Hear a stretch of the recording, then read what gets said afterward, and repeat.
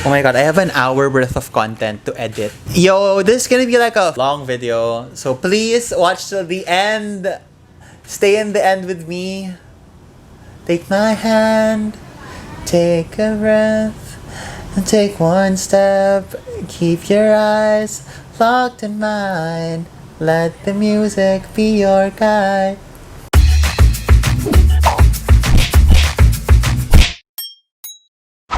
Hello everyone! Welcome to Sunday Palengke, where we sympathize with mothers who have lost their children, and we don't call those people who sympathize with them overdramatic or overreacting. I'm talking to you, Asek. Okay, this week has been very eventful. As per usual, dami na namang drama with the government, with society, the internet. Like in general, it's been... Oh, let me wear a cap. I don't like my hair. Alright, yeah, better.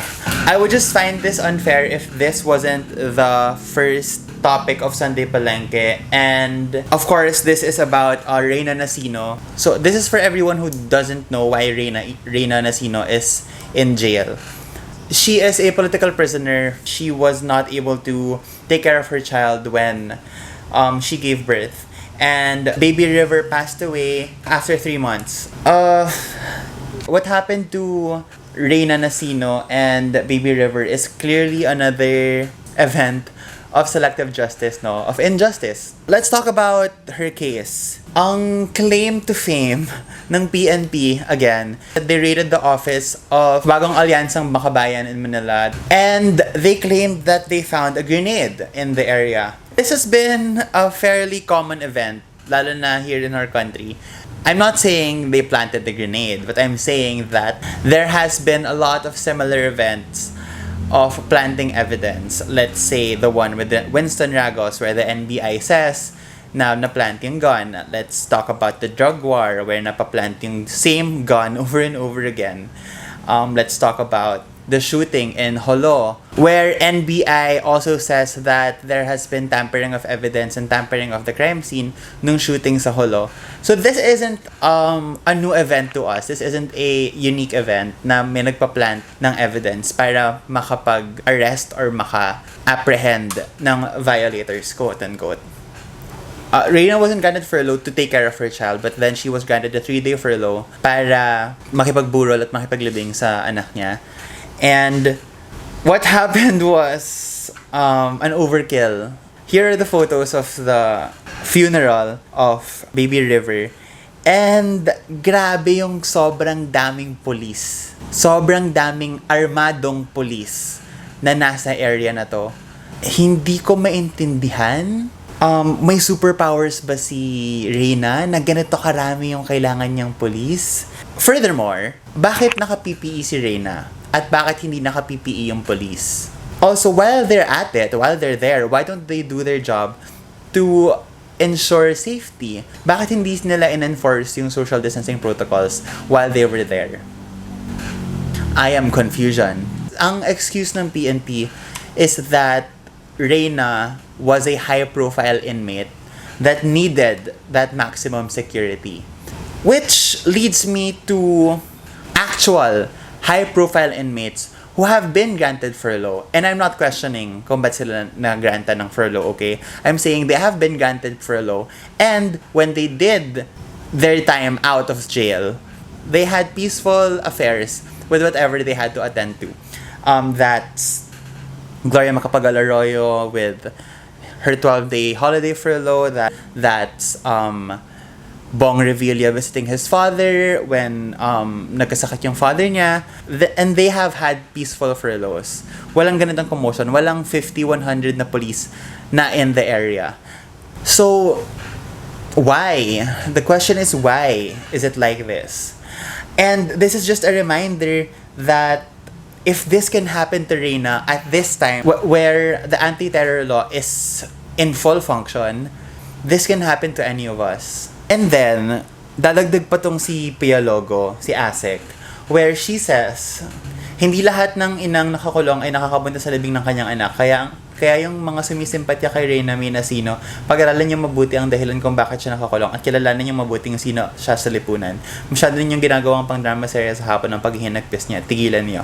Well, again, Asek, I think you're the one who hasn't read or hasn't studied the case of Reina. She wasn't convicted yet. She hasn't been convicted yet pala. So... Huh? What do you mean? What do you mean, Asek? I think you haven't read the file. And then she says, masyado yung ginagawang pang-drama series. People are sympathizing with her because we see the injustice that is happening in front of her faces. And it is inherently wrong to not react. May nakikita ka ng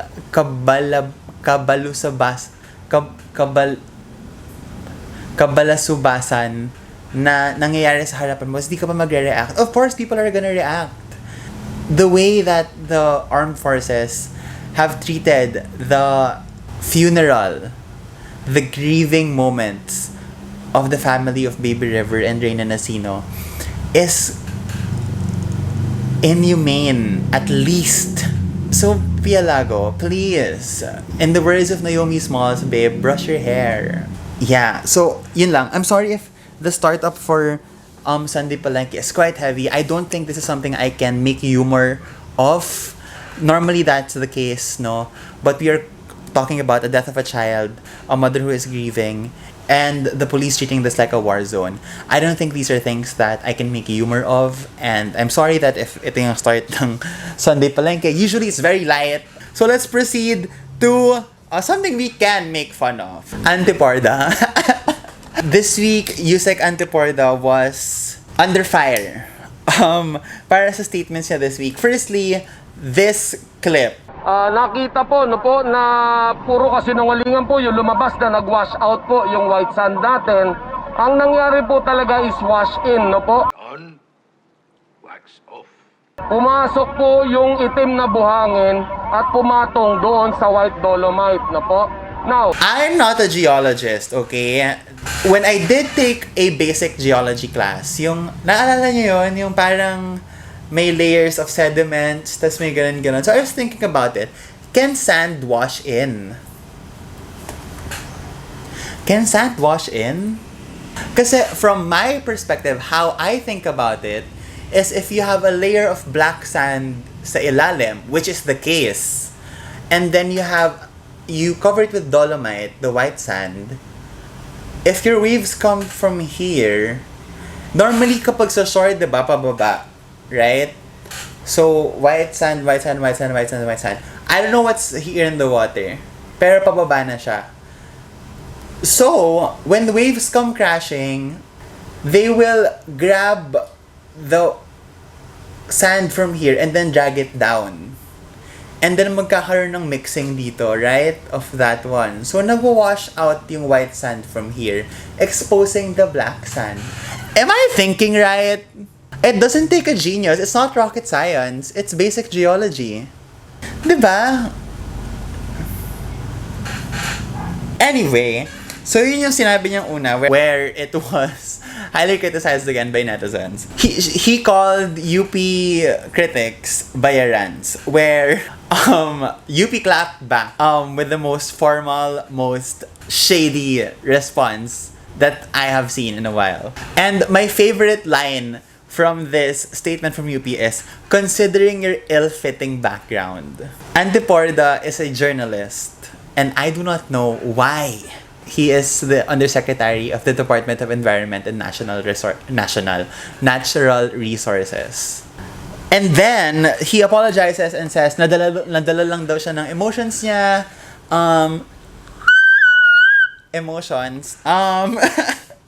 I was scrolling through Facebook, ganyan, and I saw Ted Filon on Facebook.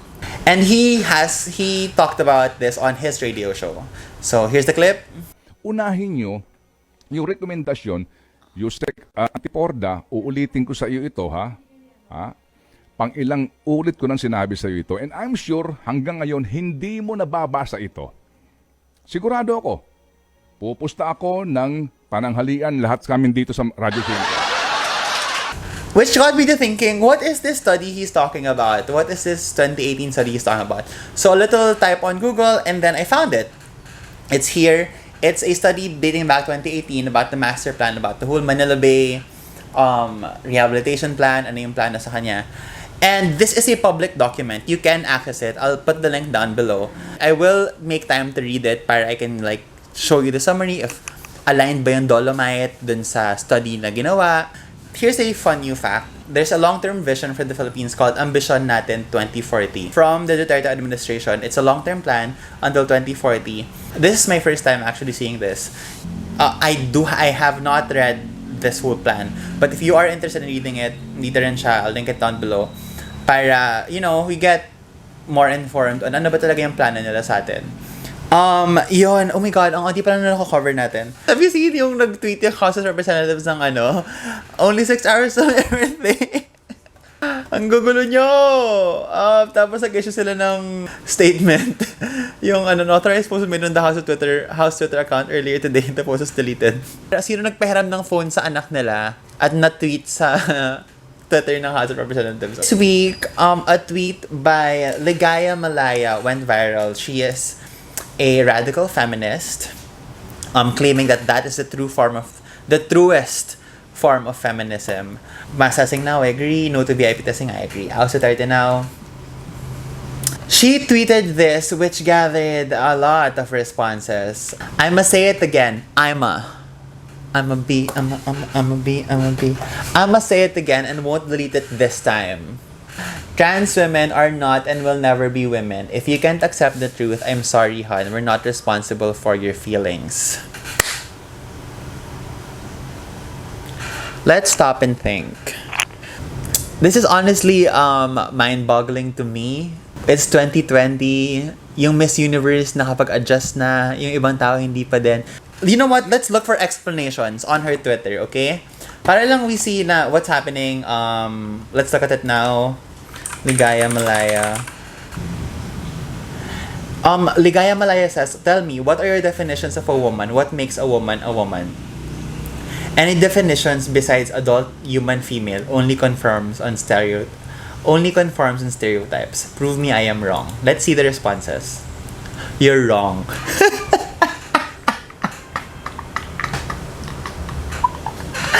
There's one more. Okay, you're wrong.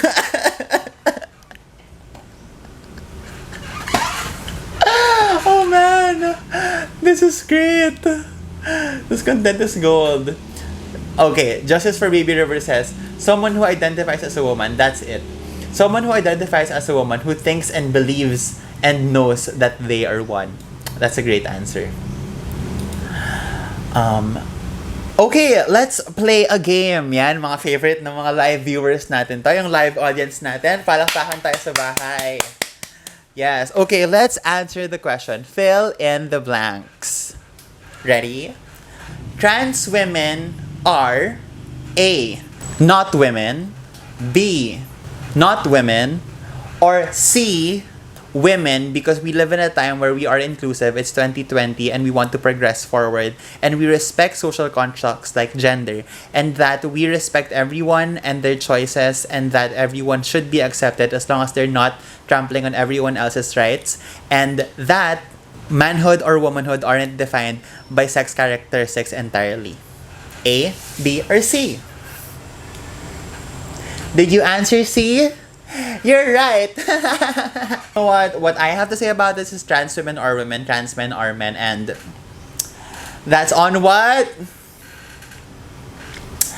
Great. Moving on, there was a video of Miss Karla Estrada. First, I love and adore Karla Estrada. I think she's an amazing woman. So, okay, let's get to the video of Miss Karla Estrada, where I just saw this clip. I haven't watched the entire episode, but from Magandang Buhay, October 14. Daming vultures na nakaabang sa True. social media. So be very careful din. Kasi syempre, kung ako mommy, ayokong paglaruan yung katawan ng aking mga anak. So I tell them, kung ayaw nyo nang meron silang, kasi kahit naman balot yan eh. True. Basta kung gustong mambastos ng lalaki na yan, diba? So sabi ko, kung gusto nyo mag-post, just be responsible also dun sa post nyo. Parang wag ka na mag-initiate ng parang 'di ba yung ganon? But of course, I see it as a mother having that protective instinct towards her children, no? I do think we should talk about how this has tones of internalized oppression. Yes, the conversation gears towards not telling women how to dress, which is true. And we should teach men not to harass women. Although kasi, the images that are in question ni Cyril Manabat, she was born with a body like this. And her body is beautiful. She's wearing a shirt. So, ano pa ba yung hihingi natin kay Cyril sa bata? Ano pang hihingi natin dun sa bata? I do think yung sinabi ni Karla was in good intention. But, I do think this still shifts the blame towards victim blaming. She has mentioned na meron talagang bastos. Whatever happens, meron talagang bastos. In this certain clip, did Karla Estrada victim blame Cyril Manabat? The answer is yes. I do think also that this was victim blaming. Sana the platform was used to tell men and tell children also that harassing and objectifying people, men, women, folks, will never be okay. But I do think, on like a more positive note, I do think that Karla Estrada would be open to conversations, would be open to new ideas. And I think it's something that can be fixed. She is surrounded by very intelligent people like Melay, Jelena. And to Cyril Manabat, girls, stay strong. Keep posting those pom pics. We appreciate it. We love to see it. Let's move on to one of our newer segments called TikTok Trash. TikTok Trash. Okay. First on TikTok Trash, which is kind of related to what Karla Estrada said, is this guy from TikTok, where he deleted that post already. Let's watch his first video. Magsuot ng maayos para hindi mabastos. Yan yung realidad na hindi matanggap ng karamihan at aminin man natin sa hindi, totoo talaga yan. At karamihan na nagagalit. Na nagagalit din sa salitang yan, especially yung mga karamihang babae na nagsusuot ng sexy at hindi na nila kayang bumalik sa mga simpleng pananamit. You know what? Let's finish this video. At hindi na nila kayang bumalik sa mga simpleng pananamit dahil mas komportable na sila sa sexing suot. At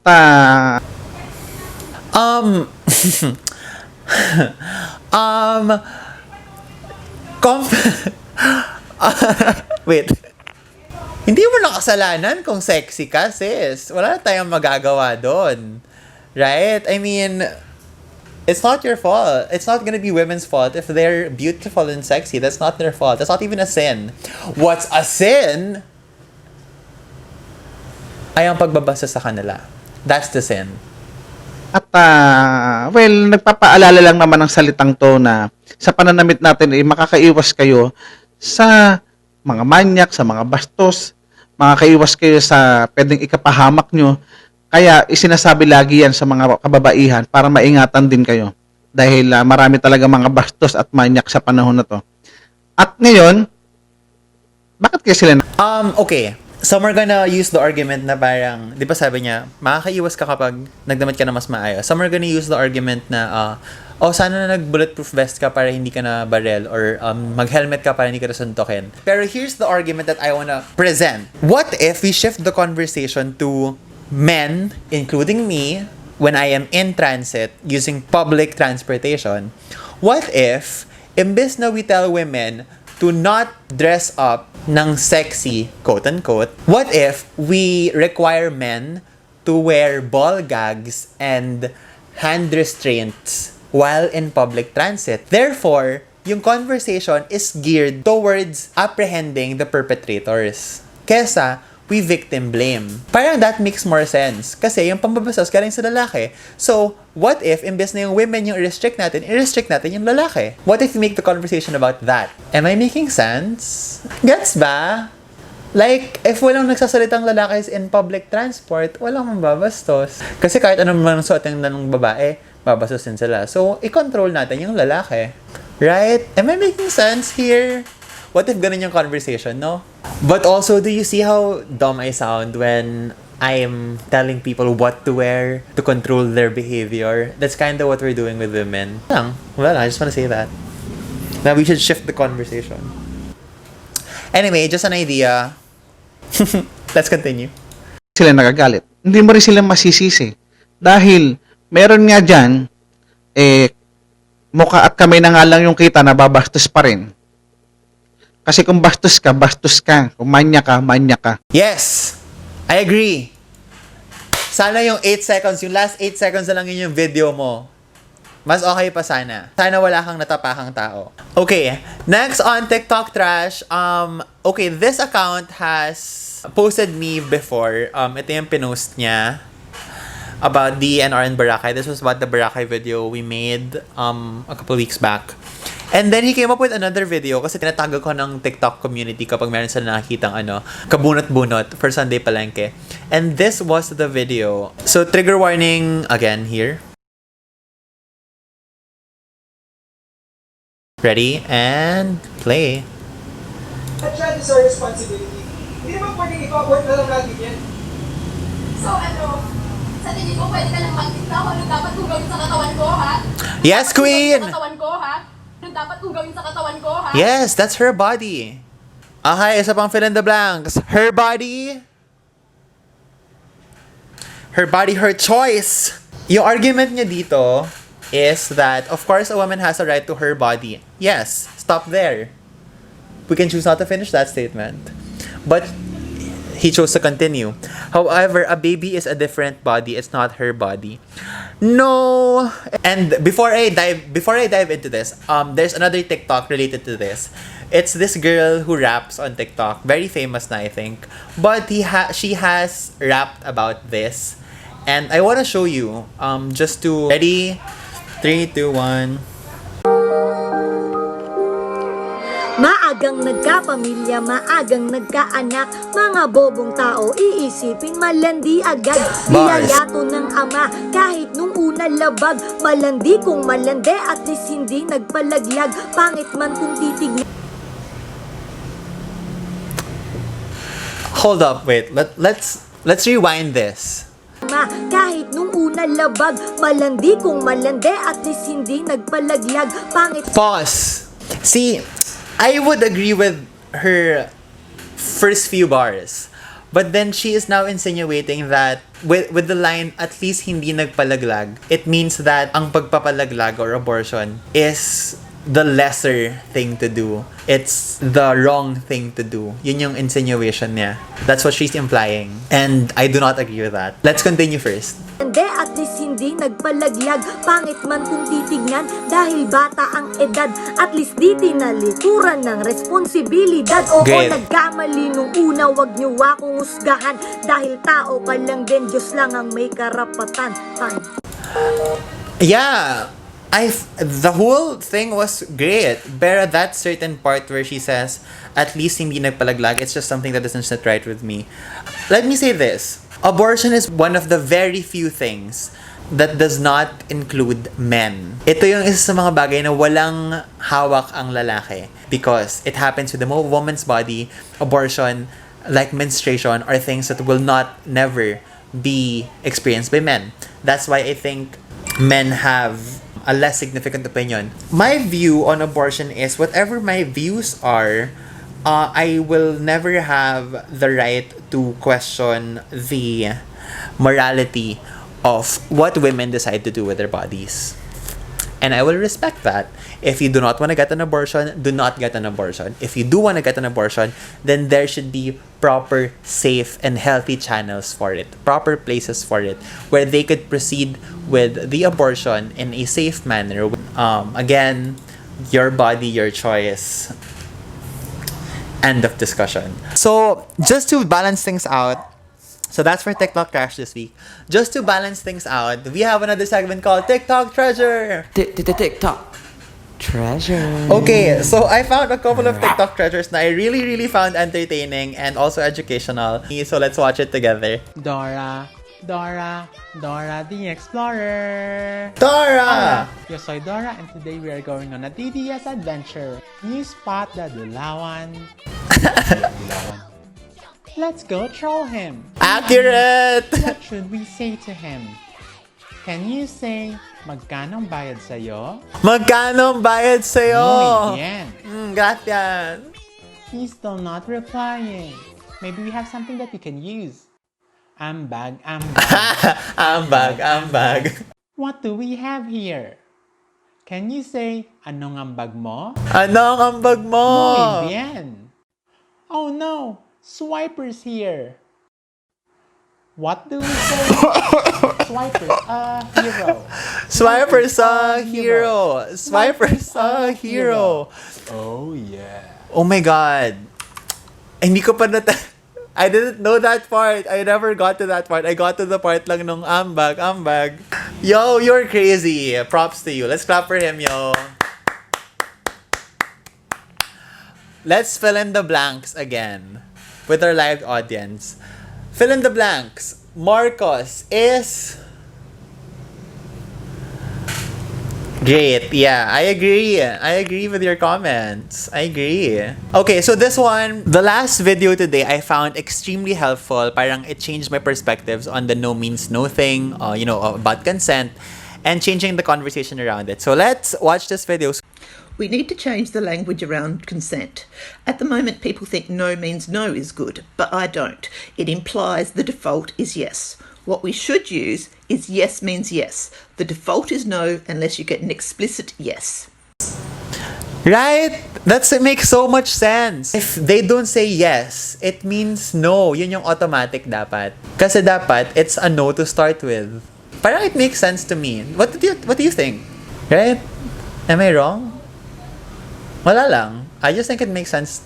But again, yes means yes and no means no. But I think this makes a better conversation around it. That's where we start. The automatic is no. Anyway, this has been quite a long episode. This is probably one of the longer Sunday Palenkes we have done. And that was Sunday Palengke for this week. I will try to make short clips and spread it through the week para lang for everyone who didn't have time to watch the whole thing. We can catch up on it through the week para we don't forget about it also. Remember that PhilHealth has stolen billions from us. And remember to pay your taxes even if hindi natin alam saan napupunta. Ayun. So yeah, this was Sunday Palengke this week. I hope you guys enjoyed. If you have topics that you want me to cover for next week, or guys, parang it has been extremely helpful to keep up with everything that's happening. People have been tagging me kung may nakita silang Sunday Palengke worthy news, on TikTok, Facebook, Twitter, Instagram. They keep sending me stuff. Kaya I discovered in some of these hidden TikToks na hindi ko na naman talaga makikita if I wasn't tagged in them. Sobrang dami kasi nangyayari, and Sunday Palengke is like a roundup of everything that's happening in the week.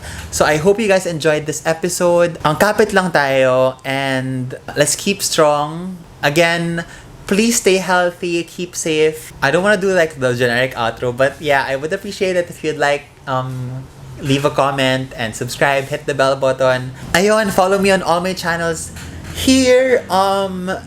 Yeah, I think that's the episode for the week. Last 2 weeks of October, Halloween na malapit na, and after that it's Christmas. So yun, happy Sunday Palengke. I'll see you next week. Bye.